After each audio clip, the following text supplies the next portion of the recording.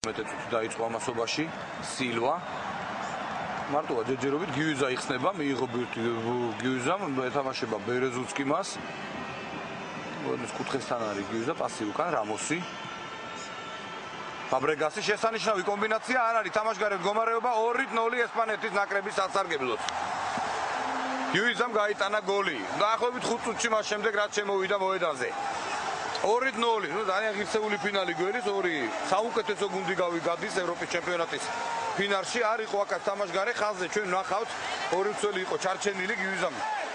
ფაბრეგასის შესანიშნავი პასი უნდა აღინიშნოს და რა თქმა უნდა ზეიმობს ესპანეთის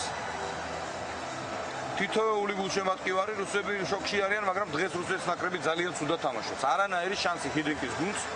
არ ქონია მთელი აი ამ 74 წუთის განმავლობაში და რუსების უძლეველობის მითი ირღვევა დღეს როგორც გუშინ დაირღვა დაინგრა აი არ არის არანაირი თამაშგარე რა თქმა უნდა ძალიან კარგად ჩანდა გვერდთან საჭმა ხელით აღმართა იმის ნიშნად რომ თამაში უნდა გაგრძელებულიყო ფაბრეგასი ნუ პროფესორივით მოიქცა ამ ეპიზოდში შესანიშნავი გადაცემა